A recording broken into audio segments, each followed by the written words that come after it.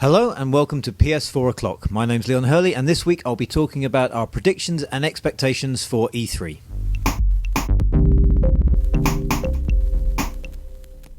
So E3 is not that far away and Joel here is going to see it. Well, to see all of it. See all of it. Every last bit of it. You are going over to LA to... Where is it? Is it in the conference? It's in the same place, yeah.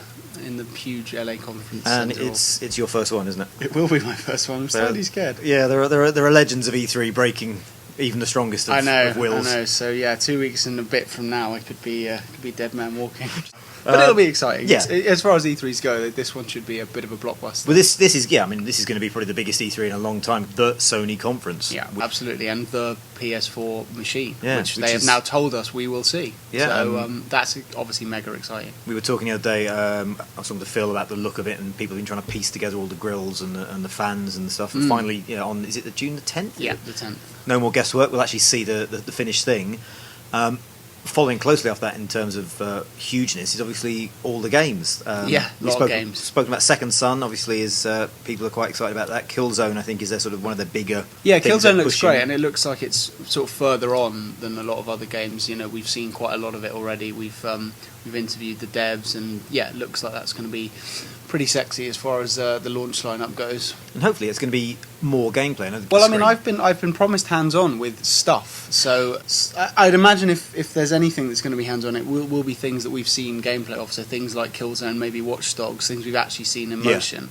So I will get my hands on the pad and to actually get to play next gen. So that'll be very exciting. What's out of the Sony lineup? What are you most excited? So I'm a sucker for an indie game, so I like the look of The Witness a lot. I'm a big fan of Mr. Blow's last outing. I do think Killzone looks really good. I really enjoyed Killzone 3. I thought it was a little bit underrated, to be honest. The AI in Killzone games is really excellent, so I'm interested to see what they do with even more tech. And actually Drive Club as well. As someone who's used to be big into racing games and hasn't been for a while, I'd like something to really capture my attention, and that just looks absolutely beautiful. And they've clearly gone to obsessive lengths to get everything looking absolutely immaculate, so I think that's very exciting.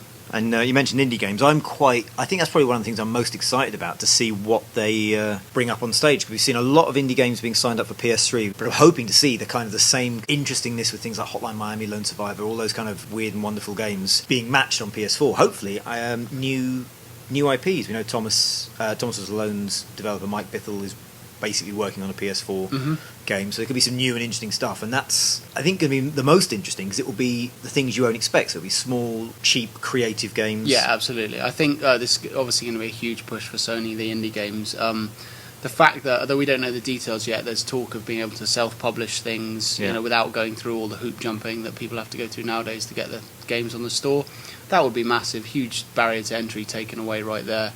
Sony's actually got a lot of good indie games at the moment. If you look back over the past 2 or 3 years, there's been a lot of good indie stuff coming to the store, and I think that's only going to accelerate now. And like you say, that is really exciting, because not only do they tend to be very good games, a lot of these, but also they are completely unexpected. They tend not to be sequels. They tend not to be get the gun and kill the man. They tend to do things that you just don't get to do in games a lot, and that's brilliant. And that's those kind of unexpected experiences are why we all play games, really. Yeah, and I think it's when there's another FIFA, there's another COD, there's all these sort of other versions of the same thing. I think that's going to be the most sort of interesting. The surprises are going to come from. Hopefully, you need the balance. Those AAA games are brilliant, and they sort of keep the industry going. But you do get they can get a bit fatiguing when like you say, what to expect from them. So it's those little gems and those little surprises are good.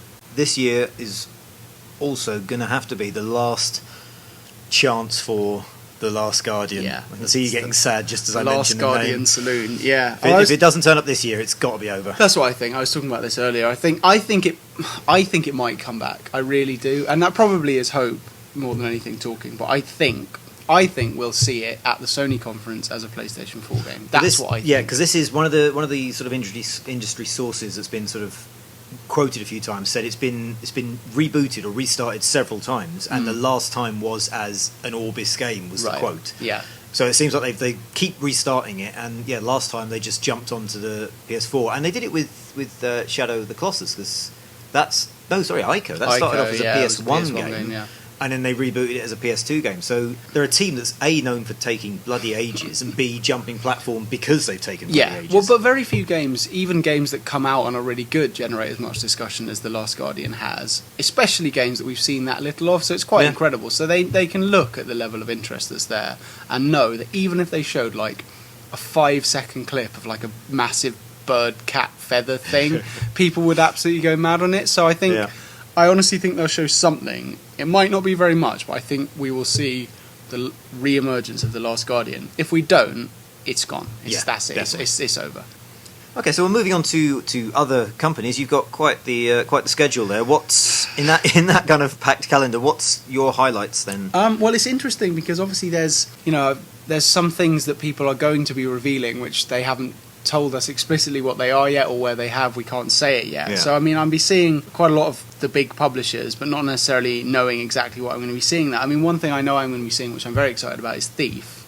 Yes. And I'm hoping, although this could be not true at all, that I might be able to get a little hands-on with it. I'm very excited about Thief. I think it looks really, really good. I love that kind of immersive first-person game, the stealth elements, and it looks quite Dishonored-y, which is a good thing. And it also looks like it's really using the PS4's graphical grunt as well. So I'm pretty excited about that. Then there's going to be quite a big EA slate, of course. New FIFA, Battlefield. See, I'm not. That sort of stuff is a thing I think maybe won't do quite so well, even on PS4, because. We know what FIFA is, we know what Madden is, we know what Battlefield 4 is. Unless they produce some kind of radical shake-up, you know what you're going to get.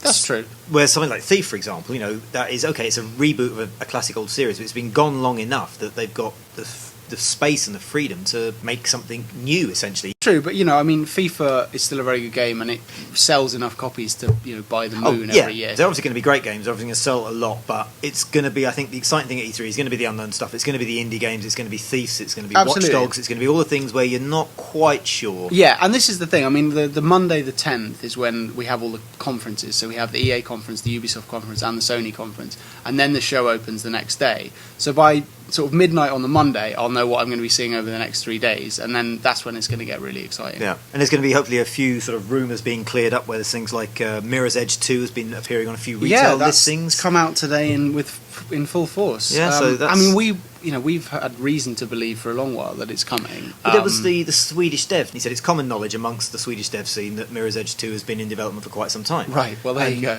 So we think it's coming, and we've had retail listings today that suggest it really is coming. So don't be surprised at all if that gets announced at the EA conference on the 10th. Yeah, another retail sort of rumour is that Rainbow Six Patriots has been cancelled. Some people, that was a little while ago, but some people were cancelling pre-orders. So potentially, if that doesn't show up, much like The Last Guardian, we can assume it's dead. Okay, so Sony's going to be the big thing at E3 this year. Yeah, absolutely. Any rumours or whispers floating around are just going to be capped off, finished and done. Yeah, I think it's going to be a megaton E3. Like I say, we'll see the box. We'll see far more of the games we know about. I'd say we'll see 5, 6, maybe a few more like big new games, and then a big clutch of indie things that we've new IPs and that kind of stuff. And then that'll keep us motoring for the next 6 months or so until the machine's here. Yeah. So it's really a very exciting time, and you'll be reporting there. I'll be reporting back daily, bleary-eyed, firing back interviews, sleep deprived every day on the website. Telling us where Kotick doesn't get into. Yeah, exactly. I'll get all the goss from the floor.